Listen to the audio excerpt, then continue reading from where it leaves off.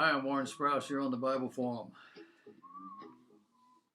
The Supreme Court is slated to hear oral arguments on an Affordable Care Act challenge the week after the election.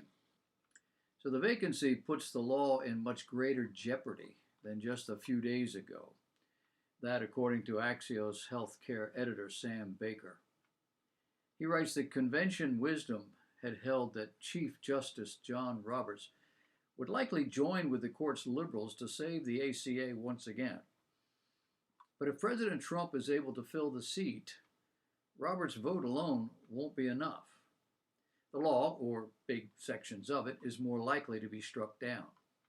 So a lawsuit that once seemed like a long shot now has a much more reasonable chance of success with 20 million people's coverage in the balance.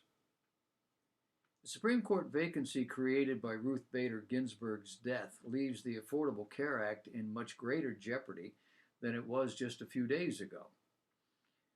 The big picture here is that conventional wisdom had held that Chief Justice John Roberts would likely join with the court's liberals to save the ACA once again. But if President Trump is able to fill Ginsburg's former seat, Roberts' vote alone wouldn't be enough to do the trick. And the law, or big sections of it, is more likely to be struck down.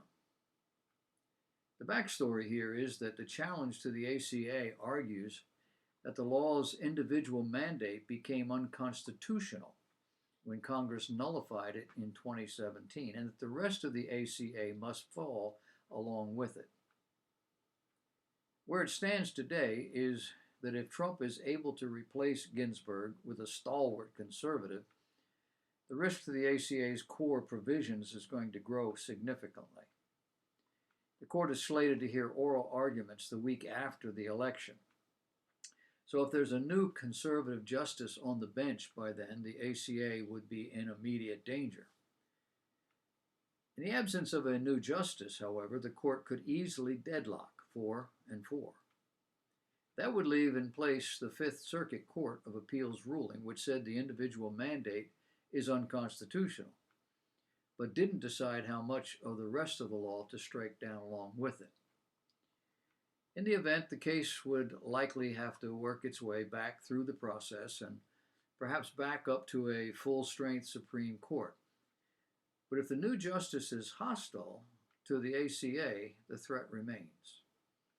It'd just be a question of timing. What we're watching here is healthcare becoming a centerpiece of Democrat messaging on the court vacancy, including Joe Biden's campaign, and with good reason.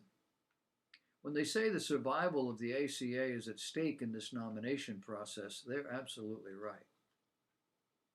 But a broad ruling against the entire ACA still requires some legal steps. Most importantly, it would require the courts to determine that Congress never thought the rest of the ACA could function without the mandate, even though Congress repealed the mandate and left the rest of the law in place. So if Roberts is indeed inclined not to strike down the whole law, it's not beyond the realm of possibility that he could bring another conservative justice on board too, perhaps to strike down the mandate, but not the rest of the law.